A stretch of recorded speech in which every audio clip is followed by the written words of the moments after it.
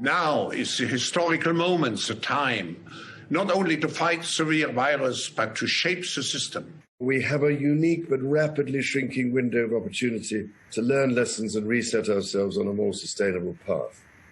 It is an opportunity we have never had before and may never have again. So we must use all the levers we have at our disposal, knowing that each and every one of us has a vital role to play.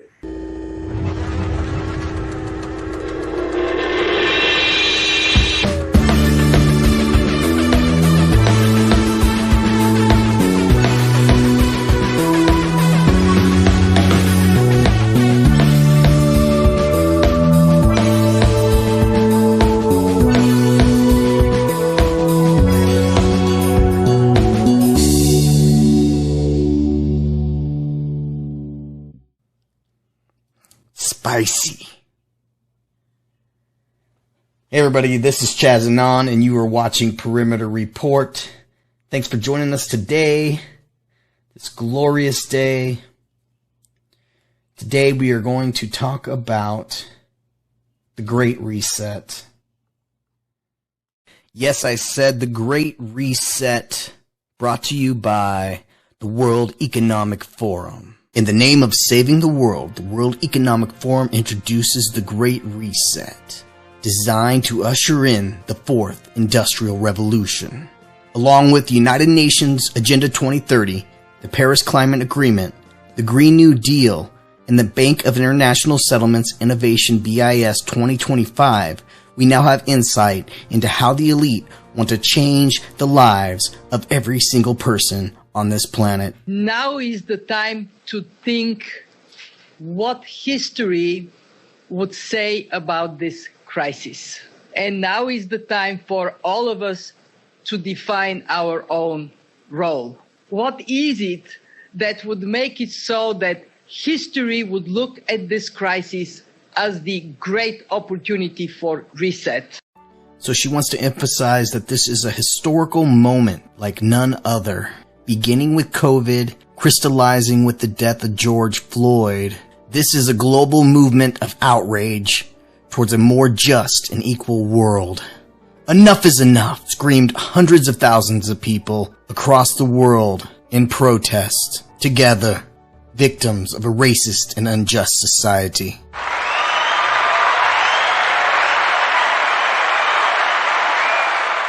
The Great Reset is a welcome recognition that this human tragedy must be a wake-up call. It is imperative that we reimagine, rebuild, redesign, reinvigorate, and rebalance our world. Just 3 months before COVID-19 hit the world, a global pandemic exercise called Event 201 was held in New York City. Event 201 was designed to simulate the outbreak of a novel coronavirus that originates in this narrative in Brazil. So check out this video of the fake Event 201 pandemic.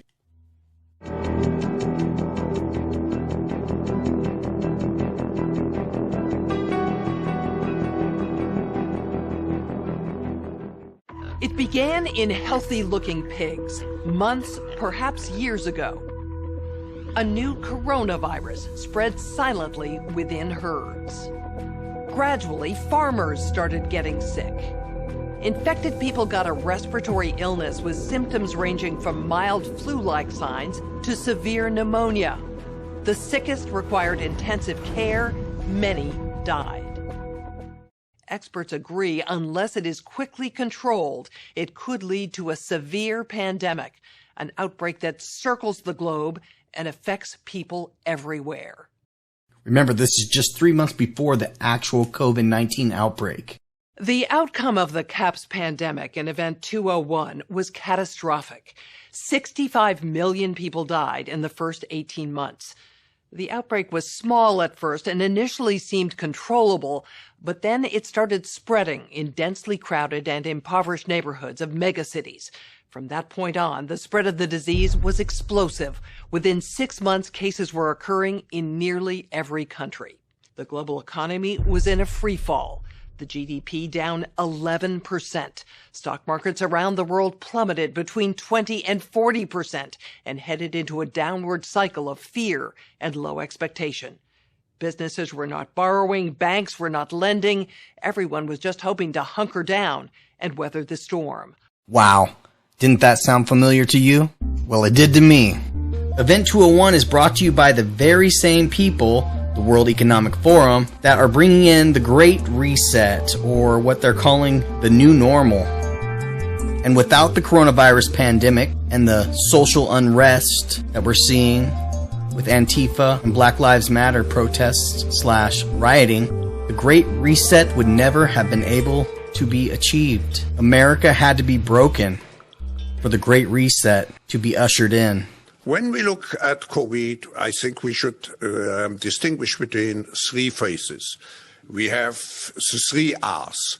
Restrain, which means to fight the virus, the hot phase. Most countries are in today.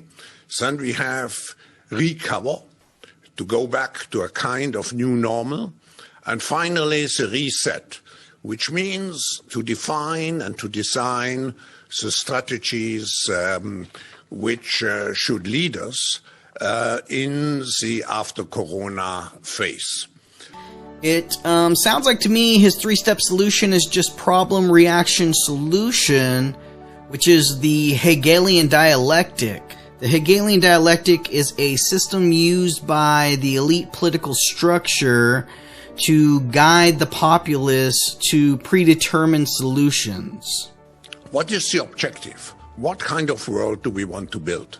What do we know? What did we learn? I think the world which we want to create with the Great Reset has to be much more resilient. It has to be because security, people will demand for more security. Physical security, health security. It will have to be more inclusive. We had already a big gap before the crisis started. This gap will be tremendously increased. So if we want to avoid some kind of social revolutions, and we have seen the signs of anger on the streets already the last weeks, so we have to address this issue to create a stronger inclusiveness. And finally, more sustainable, because we know now that the next crisis is already waiting for us around the corner, and it is the climate crisis. So he said security, inclusivity, and sustainability. Sounds like Alexandria Ocasio-Cortez's talking points for the Green New Deal. And by security, I'm guessing he's talking about the new surveillance state, and also probably the medical security industry that we're moving into with vaccinations and contact tracing. I'm all for inclusivity, but I think what he really means is divide people by their tribal identifications. So be inclusive with one group, but that isolates another group, and keep dividing people by their identity instead of having individuals. And when he says sustainability, what he really means is a global tax. The recovery has to be greener than any of the previous recoveries. And in order to do that, we need to ensure that the stimulus package, including fiscal and monetary, are much greener than they were before. So we cannot waste this opportunity to ensure that the very precious money that's raised from the next generation is spent on green and low carbon. So what he's saying is we can't waste this opportunity to steal the wealth of the next generation to pay for a socialist, globalist future. You need private sector capital, private sector ingenuity, private sector technology, and private sector capabilities to come to the party. You need enormous trust between the private sector and the public sector for this to actually work. So let me get this straight. So you need enormous trust from the private sector and the public sector to make this great new reset come to life, and that will require large amounts of propaganda, which we've seen, and social pressure to make this reset work. We had already income inequality that was fueling income, race, gender inequality. We have a climate emergency, which we can't walk away from. There's no doubt that the very survival of the human race requires us to act. See, none of these social justice movements are organic. They're top down. They get their orders from the World Economic Forum. We have to change our economies dramatically in the next 20 or 30 years, and the next 10 years is absolutely decisive. Finding profitable solutions to problems of the people and the planet, and we're starting to see firms move to that, and we're seeing firms that behave responsibly in that way actually doing better on conventional measures of profitability and doing better in this particular period. Every major industry in the world, be it banking, agriculture, healthcare, media, retail, travel, and tourism, is directly connected to the World Economic Forum through their corporate membership system. The Bill and Melinda Gates Foundation and Johnson & Johnson are strategic partners, which are the highest stage for a participant in this system. Beneath the strategic partners are the strategic partner associates, which in this category we have NBC Universal Media. Next comes the partners, which comprise of Marriott International, for example. Partners are described by the World Economic Forum as world-class companies who possess a strong interest in developing systemic solutions to key challenges. And at the bottom of the pyramid are the associate partners, much like this next speaker.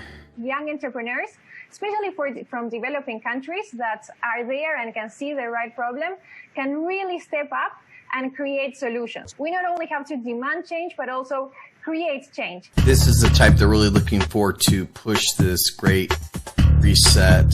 Very enthusiastic to promote socialism and globalism. Any recovery stimulus should have green conditions attached to it. Energy prices should reflect real costs. We need our imagination here. Possible is being redefined each and every day right now. So the next time someone tells us that tackling climate change is either too costly or too difficult, I think we need to remind them and remind ourselves of what just is happening right now. Much like the Bank of International Settlement acts as a forum to bring central banks together under one umbrella, the World Economic Forum plays the same role by uniting business, government, and civil society.